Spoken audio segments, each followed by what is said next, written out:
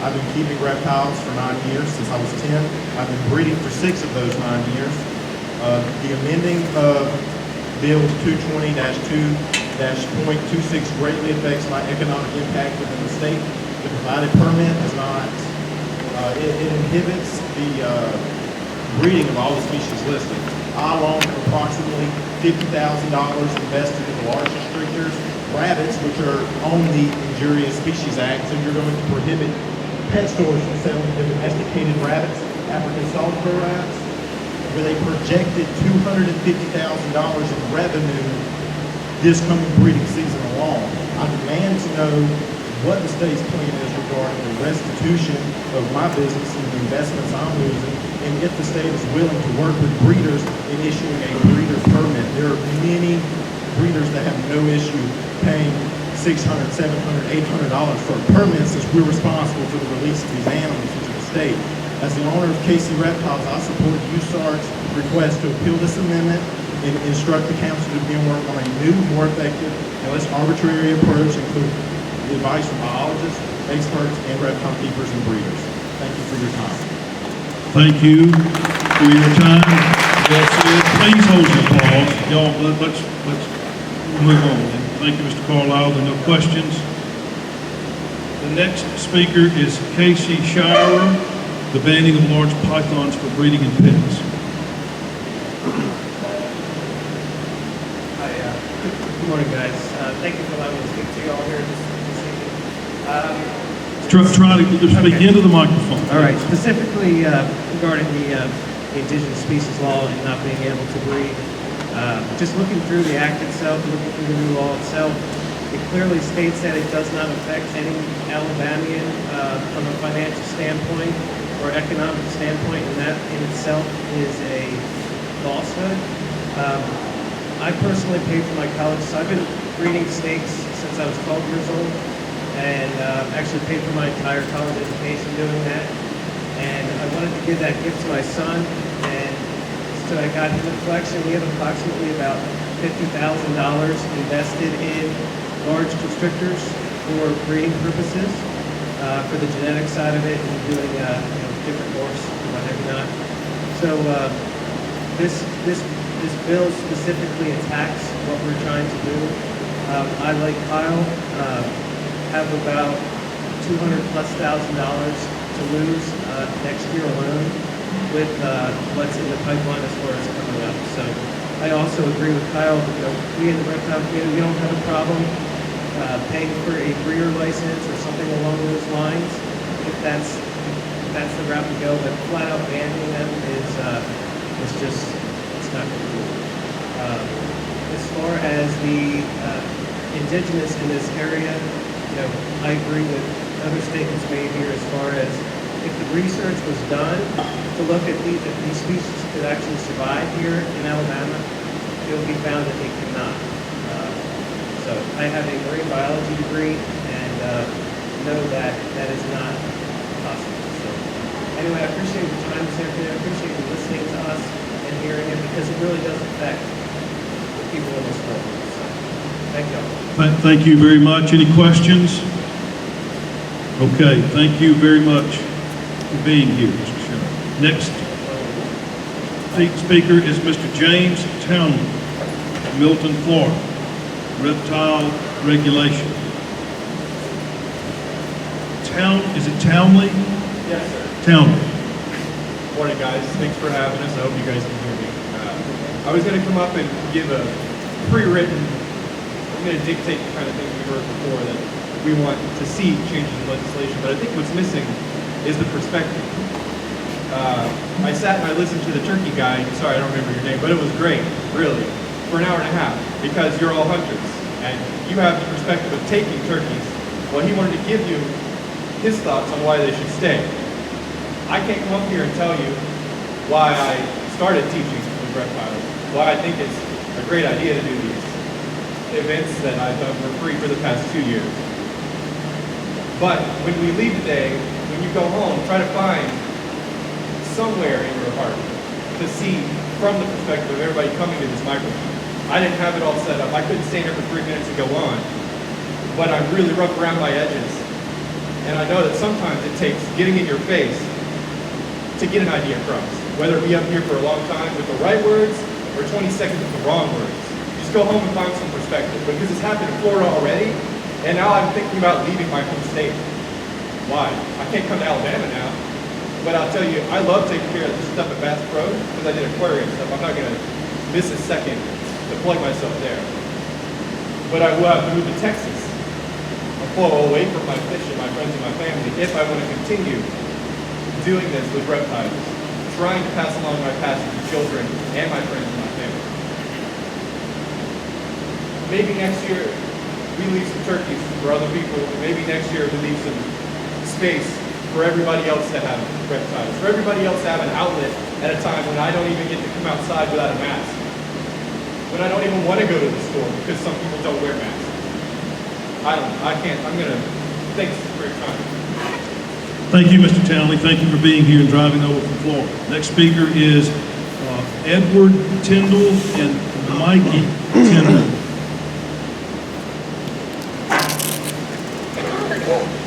From Thomasville, Alabama, speaking on reptiles. A little louder. Can't hear you at all. Please. I am Edward Tyndall. This is my son, Mikey Tyndall. We run a YouTube channel, Edward Tyndall YouTube, for over 5 years. I've been a reptile keeper and breeder since I was 3 years old in Florida. I had to leave my home to go to Texas, Georgia, Tennessee, now back to Alabama, and I made Alabama my home. My wife is dying in the hospital right this minute. She bought me a reticulated python as a pet and a anniversary gift. That's the main reason I came up here, because I heard that they're on this list. I didn't know about the permit until earlier, but it directly affects me and my family. This kid has grown up with that specific snake, and we use that snake in public speeches and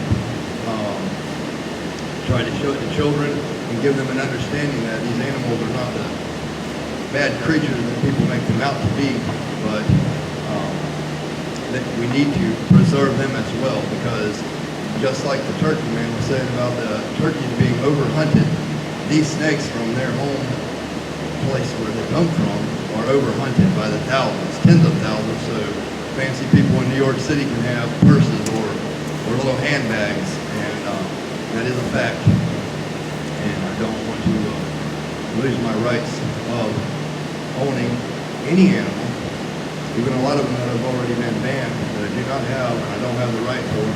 But I'm sure many people here believe in our Bible and our Constitution. And it says in the Bible, in Genesis, that God gave man dominion over all animals. And I think we should take that in consideration when we try to change God's laws and make us not be able to own or preserve something. I'm a conservationist myself. I try to conserve and keep species, rare species. Some species of spiders only exist in my house because of burning and destroying their natural habitat. And that's just a few things. I don't want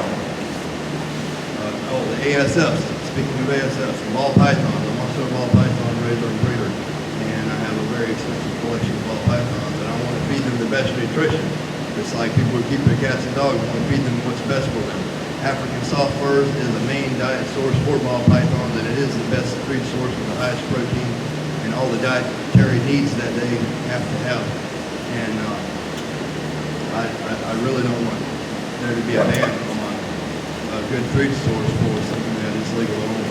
When I was 3 years old in Florida, I caught a baby alligator, and I raised it up to 10 foot long without incident. My first reptile was a cottonmouth, southern cottonmouth in Florida at 3 years old, and I raised it up to full adulthood, as did I swim with that alligator until it was 10 foot long, and then they banned alligators in the state of Florida. I know that sounds a bit extreme, but I've had an extreme childhood, an extreme life, and I've always loved animals, and I've been keeping venomous for over 30 years, and I've never had incident at all, not once. And I've never released any of my animals into the wild, and I've never had anything break out or get away from me, ever.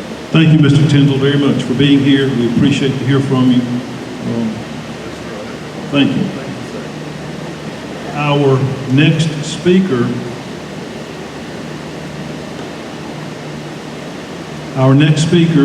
is Mr. Jason Watley from Bay Minette, Alabama.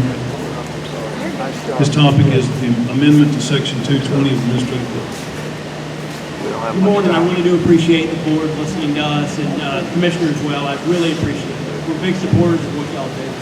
My name is Jason Watley. I'm from Baldwin County. I'm speaking directly on behalf of the United States Association of Reptile Keepers this morning. I'm here to discuss the many problems we see with the new amendment.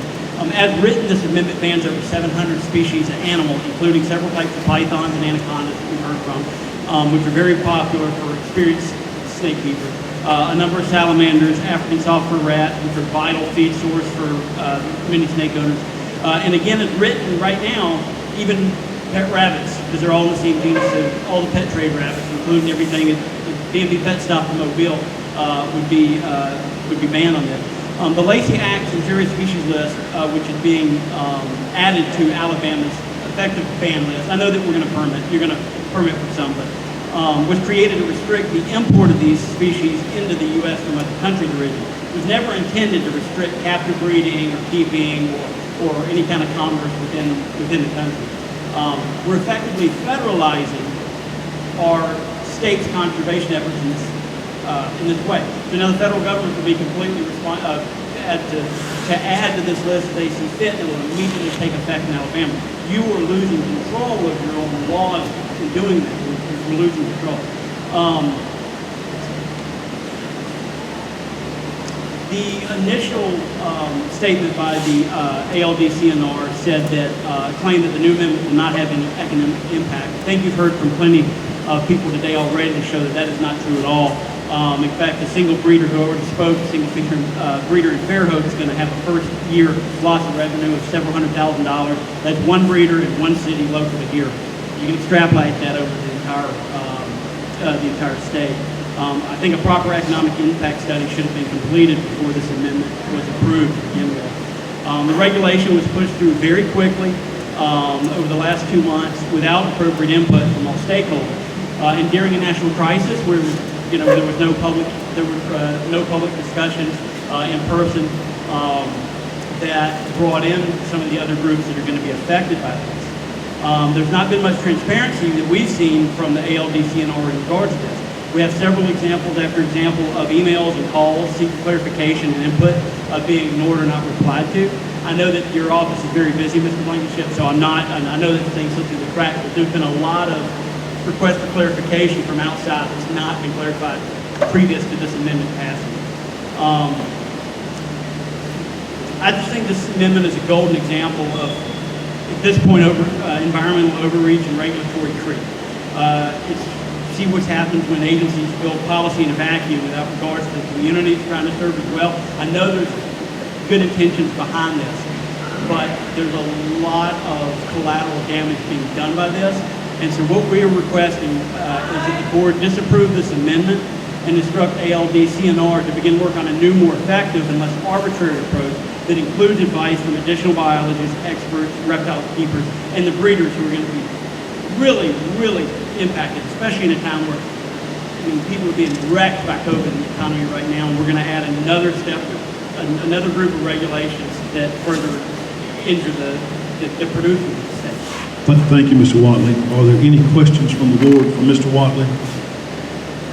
Thank you very much. Thank you for being here. The next speaker is Mr. Joey Van D. And he's speaking on transfer tag and game chills.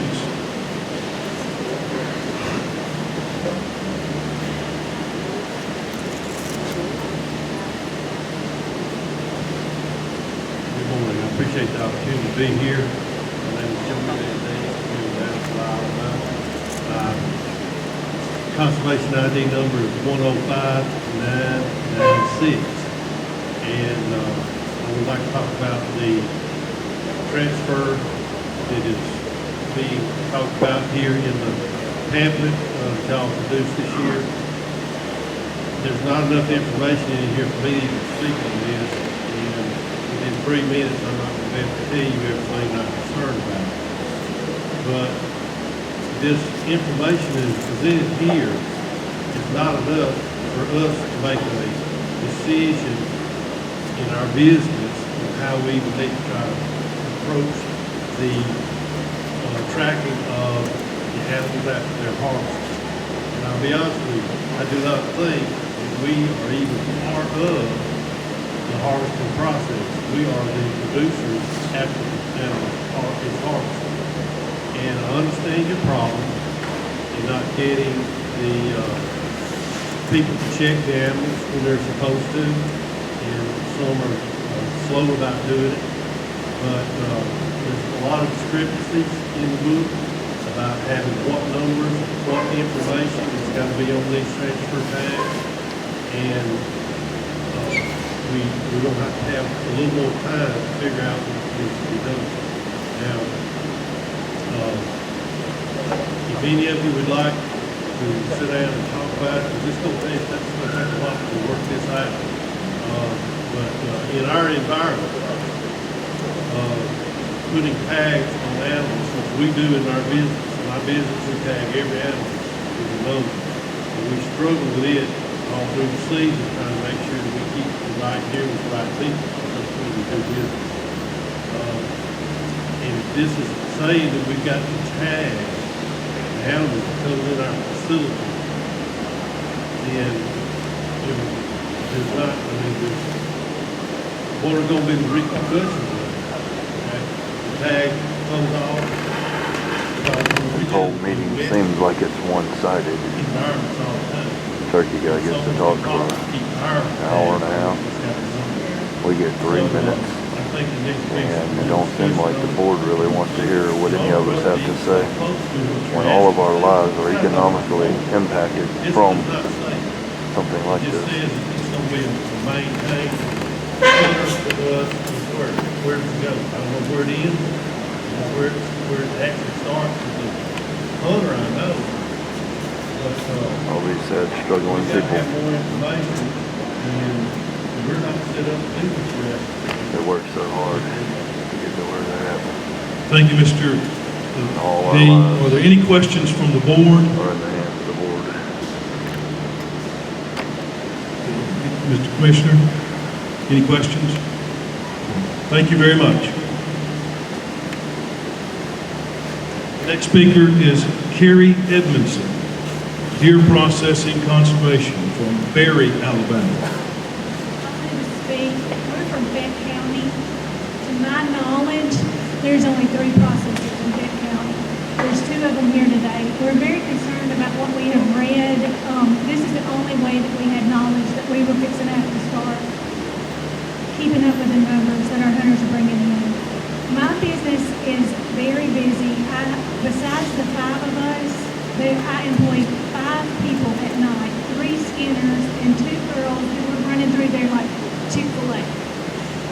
With COVID coming the way you spoke, Mr. Blankenship, we are anticipating that our numbers are going to go up because people are hunting more. So we had gotten together and tried to decide how are we going to keep these people in their vehicles. I'm on the side of 43 Highway. I already have hunters that are backed up to my mailbox. To protect the state We got 2 highways, minutes I'm left. trying to get them through there as fast as I can. We're not going to be able to catch this This whole show. will I'm probably further got people. slow us down, and I want to reiterate what he's saying. We don't understand exactly what we have to do, and also we don't understand the repercussions of not doing it. I can give you scenario after scenario of, people who would come in my business with deer that they picked up off the road, that they have not gotten conservation numbers. Until now, when they pulled up at my business, I do have more and more hunters the past couple of years that have said, do you register this deer for me? That's not my job, that's between you and the state of Alabama. Because I don't have time to do that. I can tell you the website that you can go to, I can give you the number that you can call to do that, but I don't have enough time to do that. And I know that you guys, we're 1 minute remaining. we're sympathetic with the numbers going down. In 2018, there was an article done in the Tuscaloosa News, and it had interviewed Chuck Sykes, who was at that time the director of the Wildlife and Freshwater Fisheries. And he had come to you guys and was concerned because his numbers had went down after classes that he had given, Which I don't like that people to were not tell